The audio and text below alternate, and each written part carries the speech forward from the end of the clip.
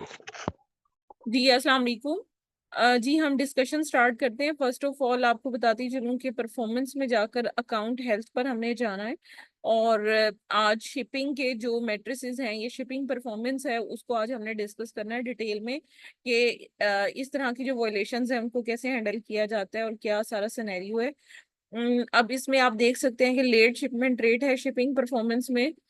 और इसके बाद प्री फुलफिलमेंट कैंसिलेशन रेट है, वैलिड ट्रैकिंग रेट है, और एक OTDR है जिसे ऑन टाइम डिलीवरी रेट कहा जाता है। ये चार ऐसे मैट्रिसेस हैं जो कि शिपिंग को लाइक कर रहे होते हैं, इसकी परफॉर्मेंस मैट्रिक्स में बहुत ज्यादा इंपॉर्टेंट रोल प्ले कर रहे होते हैं।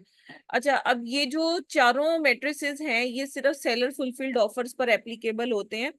FBA पर ये एप्लीकेबल नहीं होते, यानी कि अगर आप अपने वेयर हाउस से प्रोडक्ट शिप कर रहे हैं तो ये मैट्रिक्स जो है वो काउंट होगा, अदरवाइज ये मैट्रिक्स नील ही रहेगा। NA लिखा हुआ आ रहा होगा यहाँ पर कि नॉट एप्लीकेबल, या 0 लिखा हुआ आ रहा होगा, जैसे यहाँ पर 0% आ रहा है। ठीक है, इस तरह से अगर आप ऑर्डर्स जो हैं आपके, आप सिर्फ FBA कर रहे हैं तो फिर ये वाला मैट्रिक्स इस पे काउंट नहीं होगा।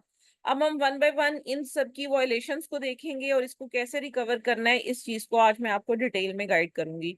So first of all let shipment rate पर जाते हैं और देखते हैं कि लेट शिपमेंट रेट होता क्या है।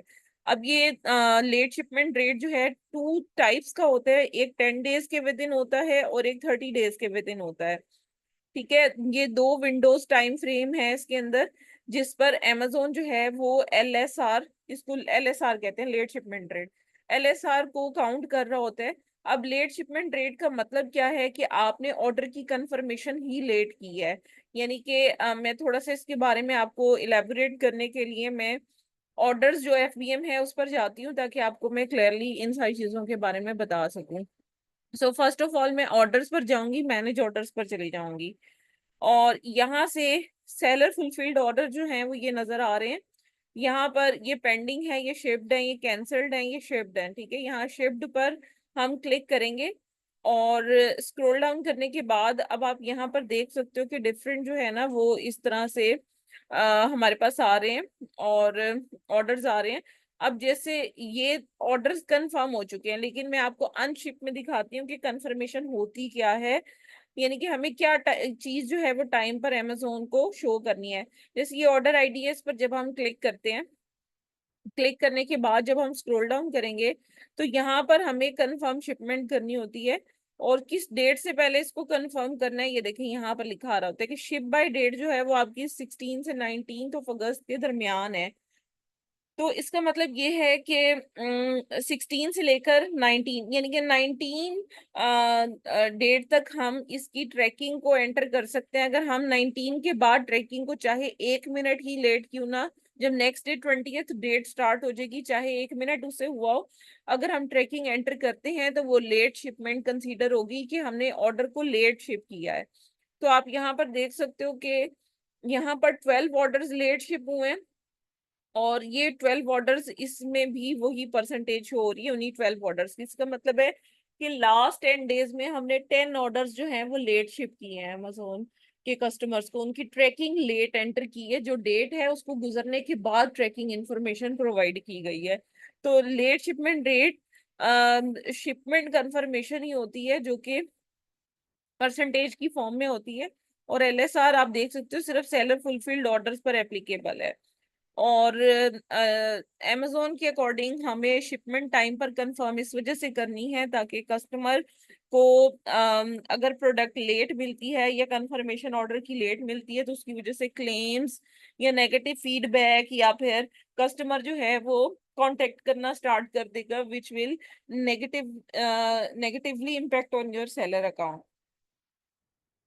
तो इस वजह से हमें जो है वो अगर हम टाइमली उसको नहीं फुलफिल कर पा रहे तो हमें अपने हैंडलिंग टाइम को एडजस्ट करना है ताकि लेट शिपमेंट से बचा जा सके। ठीक है, और लेट शिपमेंट का जो टारगेट है वो है 4% के अंडर होना चाहिए। अगर 4% से अबव जाएगा तो अमेजोन हमारे अकाउंट को डीएक्टिवेट भी कर सकता है लेट शिपमेंट रेट की वजह से। इसमें भी ODR की तरह ये होता है कि फॉरेन अकाउंट डीएक्टिवेट नहीं होता, इसमें भी अमेजोन हमें फ्लैग देता है क्या आपका एलएसआर जो है वो बढ़ रहा है अकाउंट का, इसे कंट्रोल कर लें। तो इसकी स्ट्रेटजी और ओडीआर की स्ट्रेटजी बिल्कुल सेम है। जैसे ओडीआर अगर बढ़ रहा था तो परसेंटेज को कम करने के लिए हम ज्यादा ऑर्डर ले रहे थे, तो ज्यादा ऑर्डर लेने के बाद अगर हम ज्यादा ऑर्डर्स की जो कंफर्मेशन है या फिर उसके जो शिपमेंट की कंफर्मेशन है या डिलीवरी है, अगर हम वो टाइमली उसको एंटर करते जाएंगे तो हमारे अकाउंट पे एलएसआर भी बेहतर होना स्टार्ट हो जाएगा। अब देखें, क्योंकि एलएसआर जो है वो 10 डेज के विद इन 12 है, ठीक है, 12 ऑर्डर्स लेट है 643 में से। अगर इस परसेंटेज को कम करना है तो ज्यादा ऑर्डर्स अगर ओके होंगे और ये 12 ही रहेंगे तो उसके बाद क्या होगा कि ये परसेंटेज ऑटोमेटिक ड्रॉप होना स्टार्ट हो जाएगी। तो हमारा जो पर्पस है वो इस परसेंटेज को ड्रॉप करना ही है, ठीक है। लेकिन बाजुकात इसकी वजह से अकाउंट डीएक्टिवेट भी हो जाता है, ठीक है। उसकी रीएक्टिवेशन के लिए हमें फिर अपील सबमिट करानी पड़ती है अमेजोन को। और अगर फ्लैग आता है तो उसमें कोई अपील सबमिट नहीं करानी है, आपने स्ट्रेटजी वही यूज करनी है कि आप यही कहोगे कि लाइक ज्यादा ऑर्डर्स लोगे जिसकी वजह से आपका ये इशू जो है वो रिजॉल्व हो जाएगा। अच्छा, अब मैं इसका नोटिफिकेशन आपको दिखाती हूँ कि अगर फ्लैग सस्पेंशन आती है जिसमें अमेजोन आपको कहता है कि भाई आपके अकाउंट पर ओडीआर का मसला आ रहा है, आप इसको फौरी तौर पे रिजॉल्व करो, तो उस पे आपको जो नोटिफिकेशन रिसीव होता है वो मैं आपको दिखा देती हूँ। और जो डीएक्टिवेशन का नोटिफिकेशन है इट इज क्वाइट डिफरेंट। तो उसका जो स्क्रीनशॉट है वो मैं आपको ग्रुप में शेयर कर देती हूँ। अब यहाँ पर देखें, एलएसआर का रेट वो कह रहे हैं कि टारगेट रेट से बढ़ गया है, अगर ये प्रॉब्लम कंटिन्यू रही तो अकाउंट डीएक्टिवेट हो सकता है। और इसमें वही चीज बताई हुई है जो हमने अभी डिस्कस की है। और यहाँ पर देखें कि अकाउंट डीएक्टिवेशन से कैसे बचना है।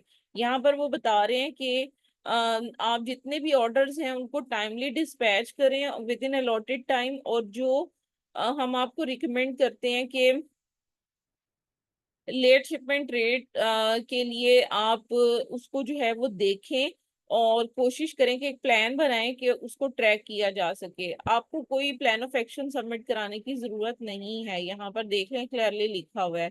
इस तरह की सिचुएशन में जस्ट आपको क्या है, इसको कंट्रोल करना है। ये क्योंकि वार्निंग है आपके अकाउंट पर, अगर इस वार्निंग के बाद आप अपने अकाउंट को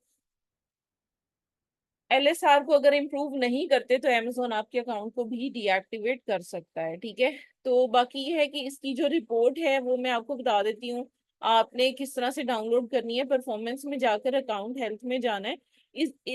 ये देखने के लिए कि किन ऑर्डर्स में प्रॉब्लम आई है उसकी रिपोर्ट को भी आप यहाँ पर डाउनलोड करके देख सकते हैं। लेट शिपमेंट रेट पर आप क्लिक करोगे ताकि उन ऑर्डर्स की रीजन फाइंड आउट कर सको कि क्यों जो है वो हुए थे लेट। ये डाउनलोड रिपोर्ट पर आप क्लिक करेंगे, एक्सेल की शीट डाउनलोड हो जाएगी जिसमें ऑर्डर आईडीज गिवन होंगी कि ये ऑर्डर्स की ट्रैकिंग आपने लेट एंटर की है। तो इस तरह से आपको इंफॉर्मेशन जो है वो मिल जाएगी कि ये प्रॉब्लम थी या इन ऑर्डर्स की में प्रॉब्लम की वजह से आपके अकाउंट पर एलएसआर का इशू आया है। तो आप वेट करें, मैं आपके साथ ग्रुप में इसकी अपील और नोटिफिकेशन शेयर करती हूँ डीएक्टिवेशन का, फिर हम इसको डिस्कस करते हैं, उसके बाद प्री फुलफिलमेंट कैंसिलेशन रेट को डिस्कस करेंगे।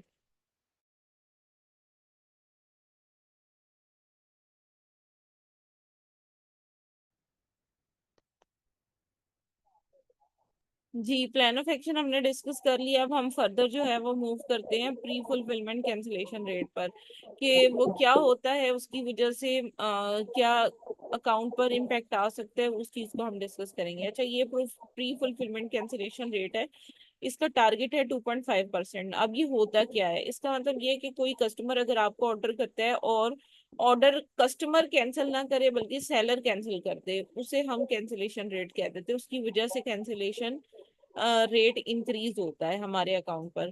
तो कितनी परसेंटेज टोटल ऑर्डर्स की है जो कि हमने कैंसिल किए हैं, ये 7 डेज के टाइम टाइम फ्रेम के अंदर कैलकुलेट होता है।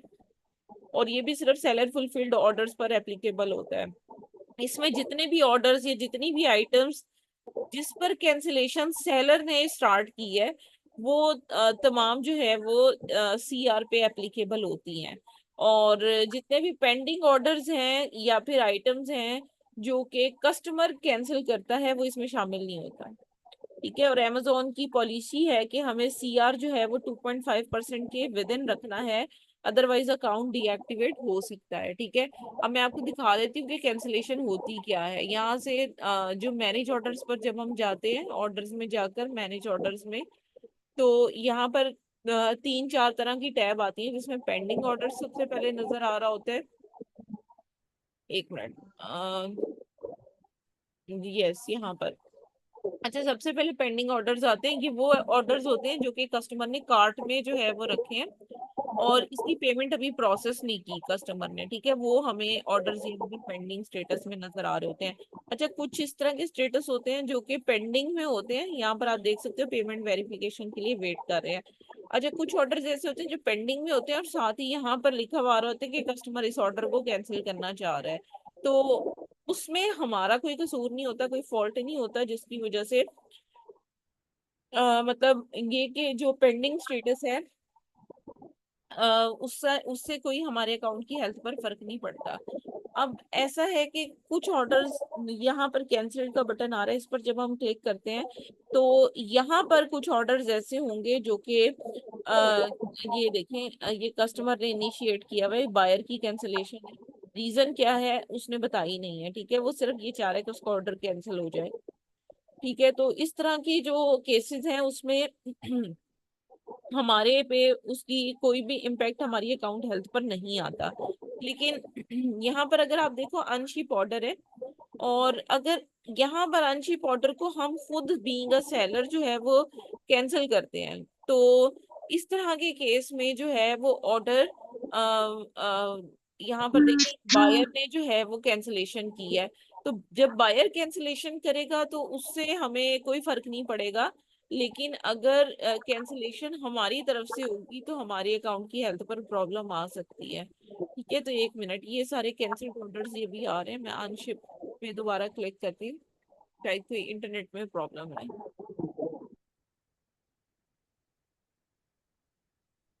अब यहाँ पर 25 अनशिप ऑर्डर्स आ रहे हैं। अगर कोई ऑर्डर हमारी तरफ से कैंसिल होता है, यहाँ पर देखिए कैंसिल ऑर्डर का बटन है, अगर हम कैंसिल को इनिशिएट करेंगे तो इसका जो इम्पेक्ट है वो हमारे सेलर अकाउंट पे आएगा। लेकिन अगर ये बायर ने इनिशिएट किया तो फिर हमारे अकाउंट पर इसका कोई इम्पेक्ट नहीं होगा।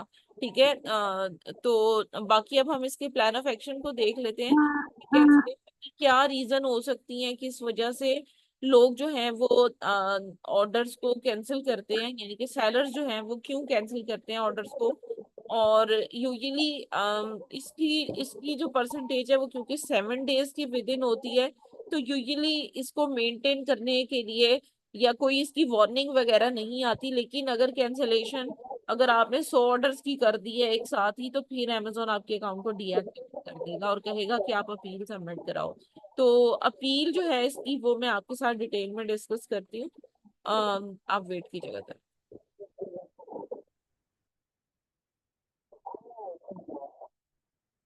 अच्छा, आज से कुछ अर्सा पहले तक जो है वो ऑन टाइम डिलीवरी रेट की वजह से अकाउंट डीएक्टिवेट नहीं होते थे, लेकिन नावा डेज अमेजोन ने पॉलिसी को अपडेट किया है और 25 जुलाई से अमेजोन ने कह दिया है कि भाई आप ऑन टाइम डिलीवरी रेट अपना 90% से ज्यादा रखें, अदरवाइज अकाउंट डीएक्टिवेट हो सकता है। अब यहाँ पर देखें 47.85 हो गया हुआ है OTDR। ठीक है, और ये ट्रैकिंग यूनिट्स है। अब इसका क्या मतलब है ऑन टाइम डिलीवरी का, यहाँ पर मैं आपको बताती हूँ। जैसे हम मैनेज ऑर्डर्स में आते हैं तो कोई भी ऑर्डर, जब हम ऑर्डर आईडी ओपन करते हैं, ओपन करने के बाद यहाँ पे दो तरह की डेट्स आ रही होती है, शिप बाय और डिलीवर बाय। अब ये जो डिलीवर बाय डेट है ये है 22 अगस्त, यानी कि कस्टमर को मैक्सिमम 22 अगस्त तक प्रोडक्ट मिल जानी चाहिए। लेकिन अगर 22 अगस्त के बाद अगर प्रोडक्ट रिसीव होती है तो वो इस चीज में काउंट होगा कि आपने प्रोडक्ट ऑन टाइम डिलीवर नहीं की। पहले अमेजोन ये कहता था कि कोई मसला नहीं है, अगर कस्टमर को लेट भी डिलीवर हो जाए प्रोडक्ट तो क्योंकि आप ट्रैकिंग डाल चुकी हो, एंटर कर चुकी हो, वो कोरियर की तरफ से डिले है और सेलर का इसमें कोई कसूर नहीं है। इस वजह से अमेजोन इसको डीएक्टिवेशन नहीं करता था, लेकिन बहुत सारे लोगों ने इसका नाजायज फायदा इस फीचर का उठाया और लोग क्या करना स्टार्ट हो गए कि ट्रैकिंग डाल देते थे और उसकी अपडेट्स वगैरह जो है वो कस्टमर महीना महीना 2-2 महीने इंतजार करता रहता था और कोई भी अपडेट नहीं आती थी, और लोग पैसे अपने विड्रॉ करा के तो साइड पे हो जाते। तो जिसकी वजह से अमेजोन ने फिर इसकी वजह से इस मैट्रिक्स को भी इन्वॉल्व कर दिया और अमेजोन ने कहा अगर आप विद इन 14 डेज आप अगर इस टाइम लाइन को फुलफिल नहीं करते, तो इस टारगेट को अगर फुलफिल नहीं करते तो अमेजोन आपके अकाउंट को डीएक्टिवेट करेगा। और प्रॉमिस्ड एक्सटेंशन और विदाउट प्रॉमिस एक्सटेंशन, इन दोनों में फर्क आपको बता देती हूँ।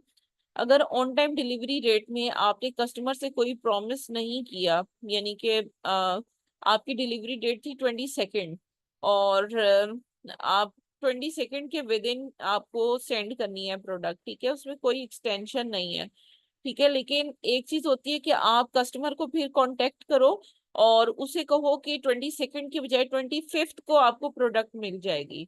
तो 25 आपने उससे प्रॉमिस एक्सटेंशन करनी है, प्रॉमिस किया आपने, और जब आप प्रॉमिस करोगे तो जो प्रॉमिस डिलीवरी डेट है जिसमें कस्टमर जो है वो देखेगा कि उसकी जो प्रोडक्ट है वो डिलीवर हो गई है, तो फिर कोई मसला नहीं होगा। लेकिन अगर आप प्रॉमिस एक्सटेंशन करने के बाद भी प्रोडक्ट अगर उस टाइम तक नहीं पहुंचाओगे तो अमेजोन आपके अकाउंट को डीएक्टिवेट कर सकता है। तो ये चीज है इसमें। अभी ये करंट डीएक्टिवेशन है, और इसका जो प्लान ऑफ एक्शन है वो अभी मैं क्योंकि इस तरह की अभी कोई डीएक्टिवेशन सामने नहीं आई, क्योंकि यहाँ पर आप देखो यहाँ पे भी टारगेट जो है वो मीट नहीं हो रहा, लेकिन अभी अमेजोन थोड़ा सा लोगों को अंडरस्टैंड करने के लिए टाइम दे रहा है। जैसे ही कोई भी मेरे पास फर्स्ट डीएक्टिवेशन आएगी तो मैं आपको इसका प्लान ऑफ एक्शन शेयर कर दूंगी, ठीक है। अभी इसका कोई प्लान ऑफ एक्शन सैंपल में अवेलेबल नहीं है, लेकिन जैसे ही इसकी कोई डीएक्टिवेशन आएगी उसको ट्राई करेंगे तो उसका जो भी अपील बनेगी वो अपील मैं आपको ग्रुप में शेयर कर दूंगी। अब आपके यहाँ तक इन तीनों टॉपिक से रिलेवेंट जो भी क्वेश्चन है आप वन बाय वन मुझसे पूछ सकते हैं। सो जी। अस्सलाम वालेकुम मैम।